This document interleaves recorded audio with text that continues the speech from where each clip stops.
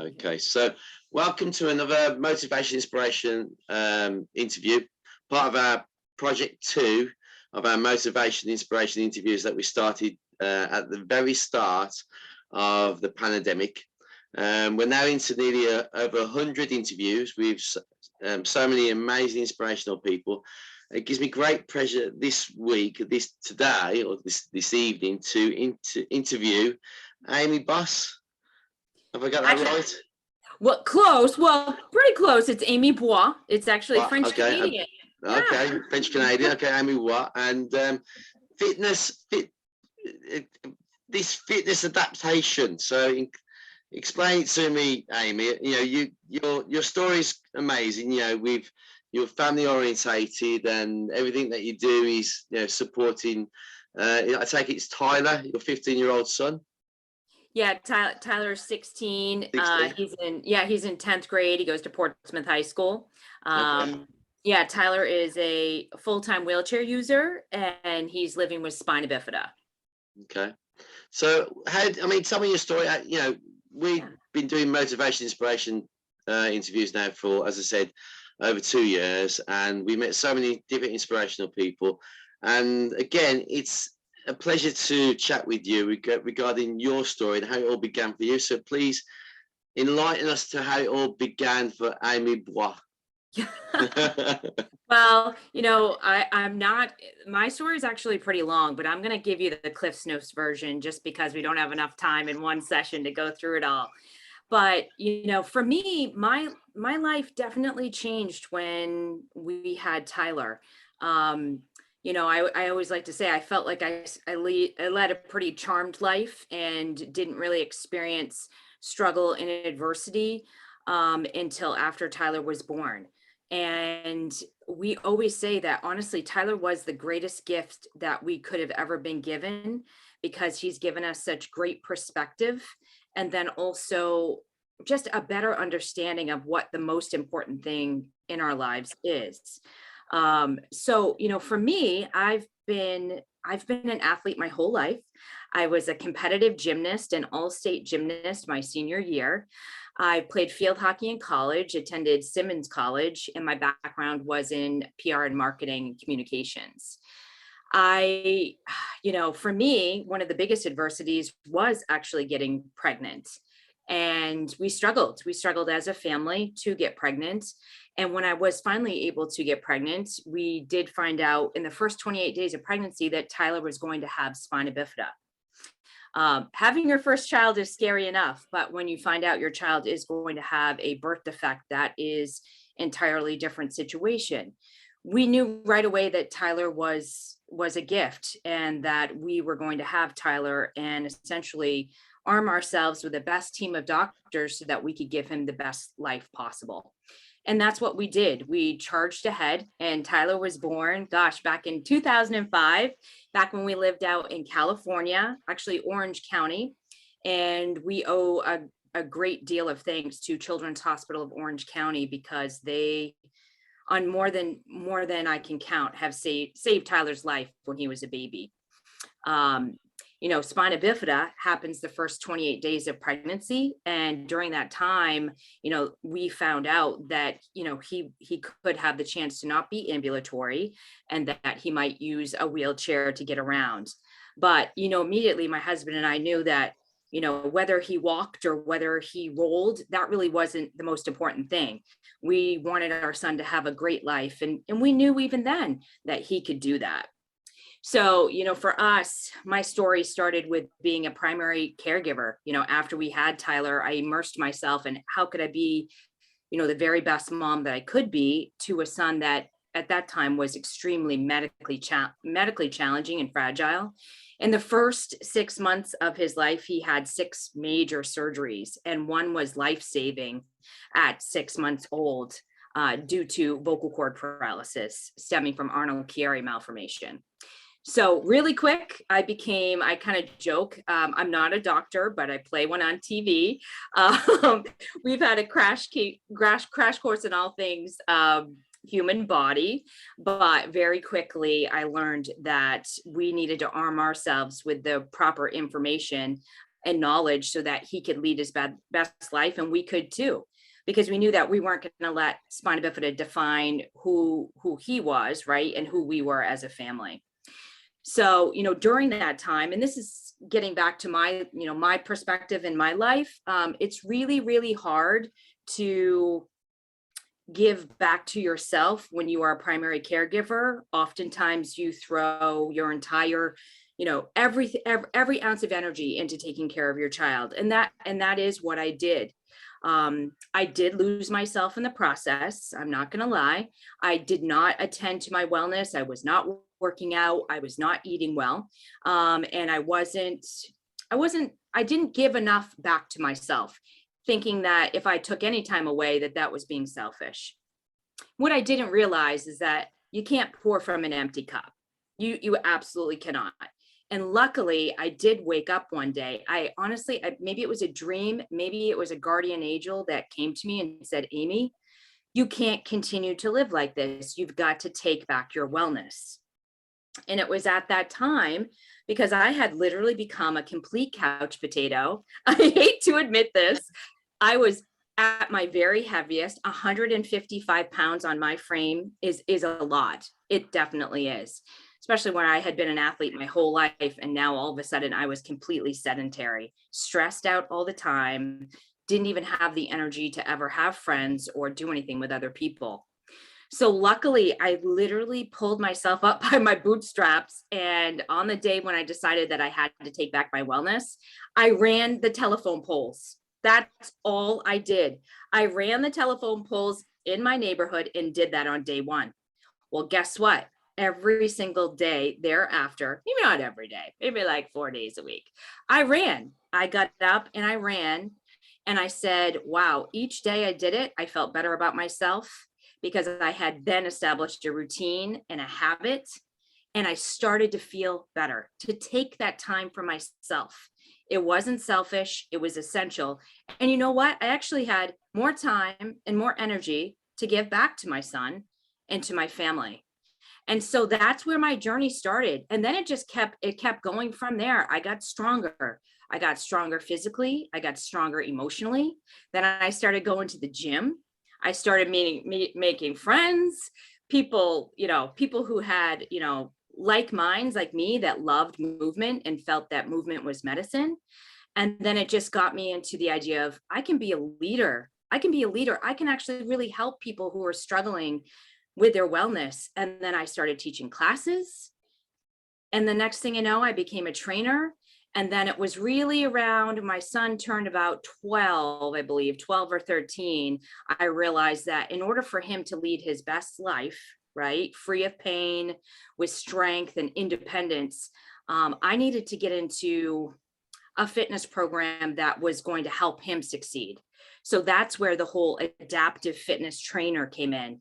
And I became an adaptive inclusive trainer so that I could help my son, but then also help as many people as I possibly could in the disabled community to feel their best and to be strong. And that's when I really it's been about 4 years now, entered down that path of arming myself with the proper certifications, with the education, and then just literally getting out there and working with as many people as I possibly could to learn my craft and give back to a community that needed it the most, that needed skilled trainers, needed people that cared. And that's how it all started for me. Fantastic. Thank you so much. That's really intuitive about your story and about what you say. And I think a lot of people relate to that in a way, because bringing up a young person with a disability is really stressful. You do lose yourself, and in some respects, with other people as well, sometimes you're in denial as well, I think, regards to having a disability, but also living somebody with a disability as well. Going back to motivation and inspiration, who motivated you or inspired you to give you that passion to push yourself?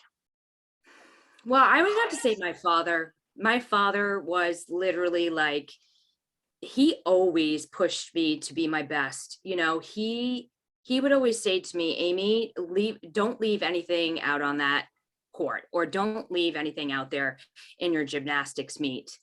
You know what you're capable of. Get out of your own way and literally show people what you're made of. You are made of tough stuff, my friend. He always would say that. He's like, I believe in you. I know you can do it. You just need to believe in yourself.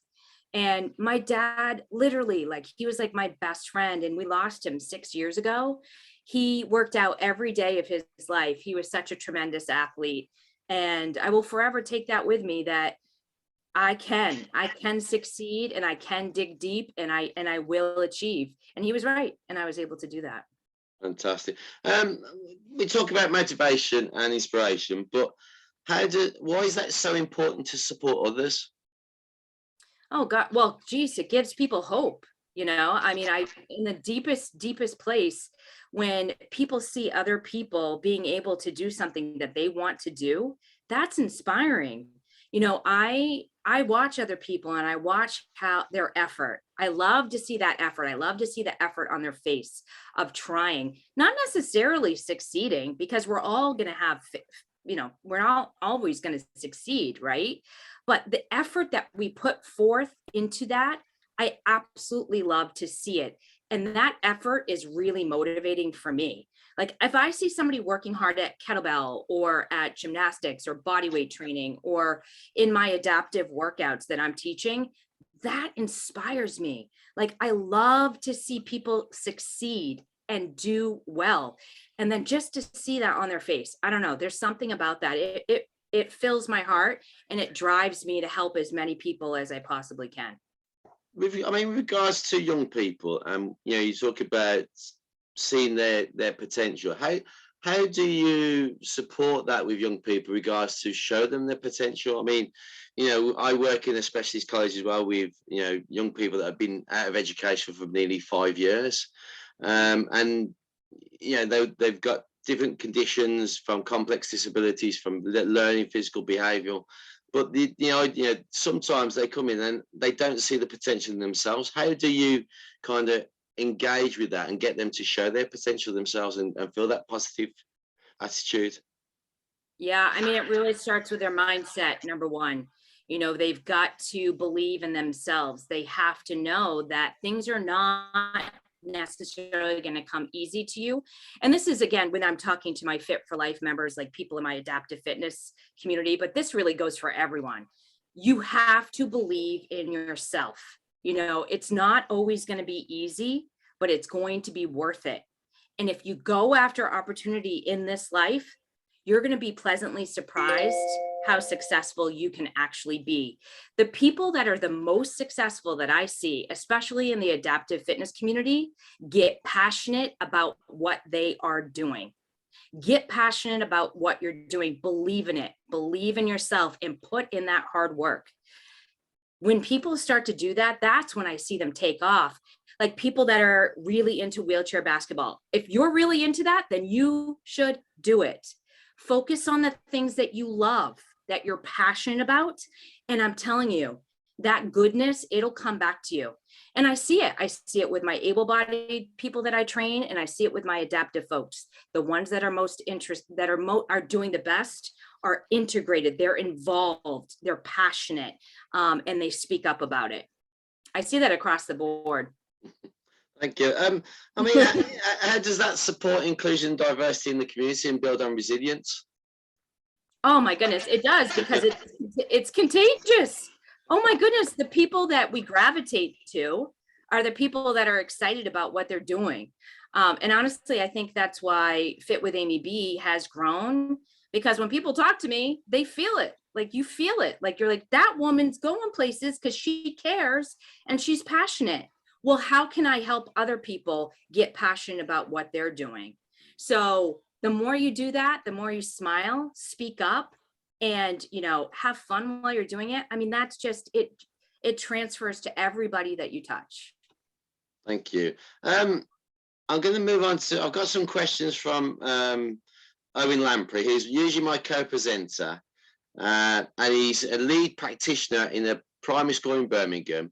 Owen was with me yesterday. We were talking to Lois Cook, which is a women's American football and she was, she was amazing yesterday. But Owen sent me some questions. He can't make tonight. He's very tired, bless him, working all day. So we've got some questions about education and about schools. So how can schools inspire their pupils to be lifelong consumers and advocates of fitness?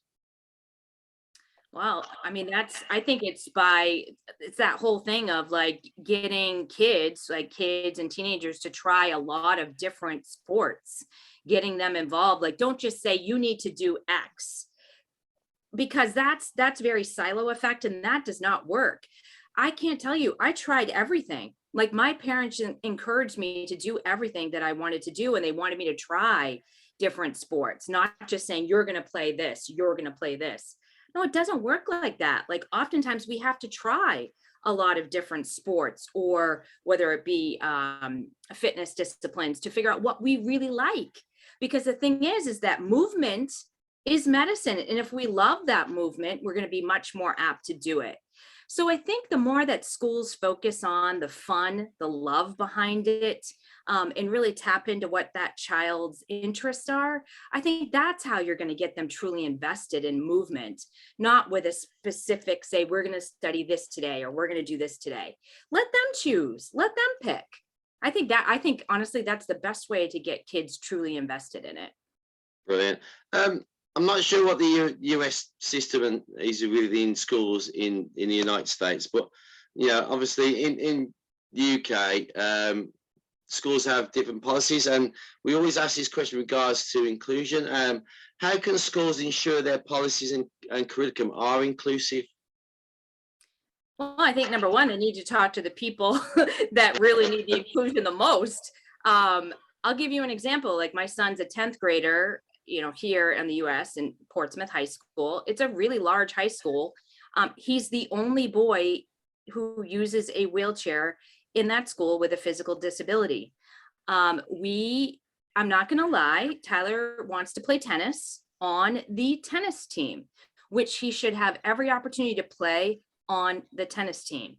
And this is, to no fault of their own, because I do feel like it is all relevant to what people understand. But what I had to educate them on is that he doesn't fit into the unified sports world. Unified sports is for people with cognitive disabilities, and I think it's amazing, but not everybody fits into one category. Tyler wants to play on the tennis team, but he just wants to have it adapted to meet his needs. That's it. So the coach, I thought it was awesome, he said, you know what, let's make it work. Let's figure this out. Let's work together, and let's have Tyler tell us what he needs for adaptations to make this work. Go straight to the source.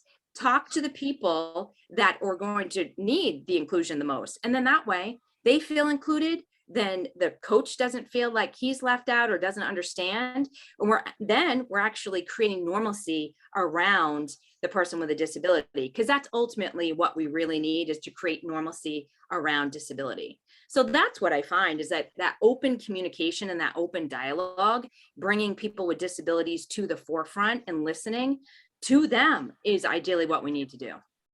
Thank you. Thinking about your own motivation and your own experiences, how do you take care of your own mental well-being as part of your daily life, and how does this build on your resilience and determination? I'm working. I have a tendency to work a lot. I'm not gonna lie. I am myself. Hey, we all have areas that we are working on. Like, I'm learning how to move a little slower. So I guess you'd say I'm really good at moving quickly. And now I'm learning to be calm with myself.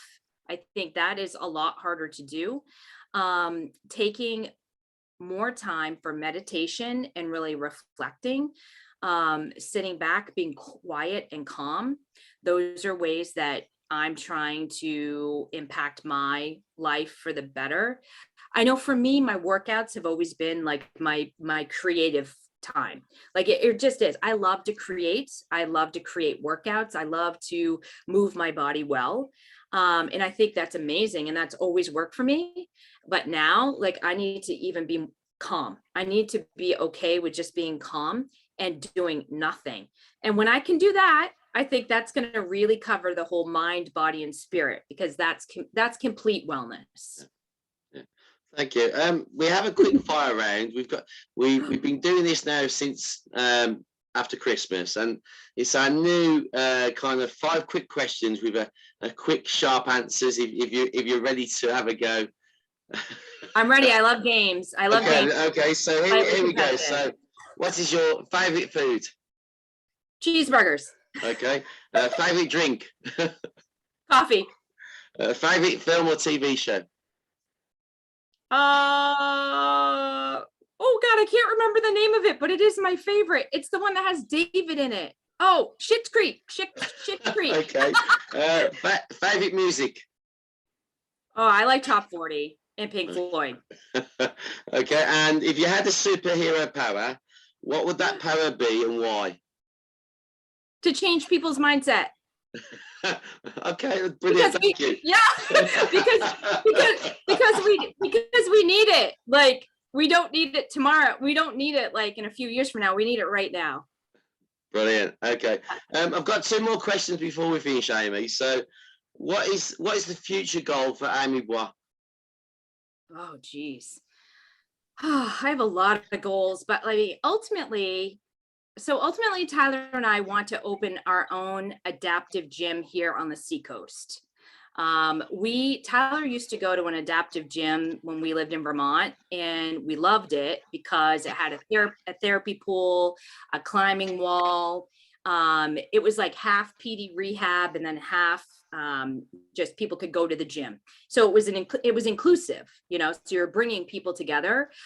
We would love to do that because we don't have anything like that here on the Seacoast where we're bringing people together.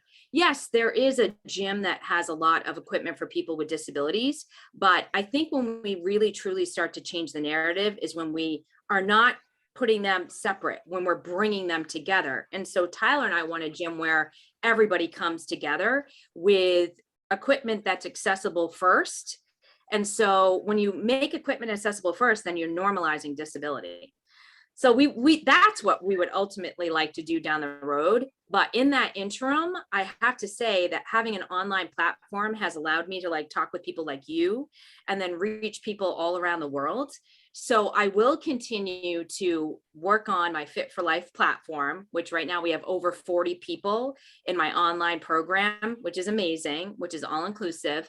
And then I'm also going to continue to work with various brands online as an adaptive product expert. I currently work with 2 brands right now developing their entire adaptive programming. So I am going to continue to do that as well. Do you find with obviously being online, and is that more accessible for people, do you think? Because obviously after the pandemic and we've lost, everything's sort of gone back to that kind of normality, so to speak. Are we still in that kind of world that we've because we know that now more people can access online, it's more accessible to do things online? Yeah, it is. It definitely is. I think it is more accessible, but the human contact is really important. You can't, yes, we get I love my community. We have a great vibe, but I definitely miss seeing people in person as well, because you can't replace that human contact. That's my only drawback, I think, with everything being online. But I will say that it does help people with disabilities, especially if they struggle with transportation or the ability to get to a gym, or maybe they just they have no way to afford it. I think online programming is more affordable as well. And some people are operating within a really tight budget. So I think for a lot of those reasons it is. And it brings, I have somebody from Sweden in my program. I would never be able to. Clearly, she's not going to commute from Sweden. So Osa, her name's Osa. Osa and I never would have been able to work together if we didn't have this online platform. So there's a lot of good aspects about the online features now. Brilliant, thank you. And our last question is, if you could think of a quote for motivation and inspiration, what would that quote be and why? Well, I had to think about, there's so many quotes out there. There's so many quotes out there, but I've always had a ton of respect for Nelson Mandela. And I do like his quote where he said, "It always seems impossible until it's done."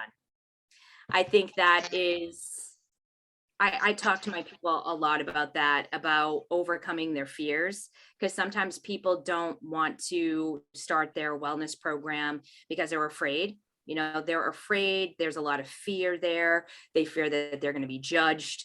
And I always tell them, it always seems impossible until it's done. Just show up, be present. I will be your biggest cheerleader, and we will cheer together. So just come and just do it, and let's get it done together. Fantastic. Amy, it's been a pleasure to talk to you. Thank you so much for the interview. I look forward to seeing more online content of your fitness, adaptive fitness sessions, and hopefully you can do a fitness session for our wheelchair basketball players, and myself, because you know I am quite lazy at the moment. Um, it's been a pleasure to talk to you. Thank you so much. Stay safe. Give our best to Tyler, and hopefully we can do it again. Thank you very much. Yes, thank you so much, Andy. You're welcome at Fit4life anytime. We would love to have you. Thank you. Take care, Amy. Bye bye. Thank you. Bye.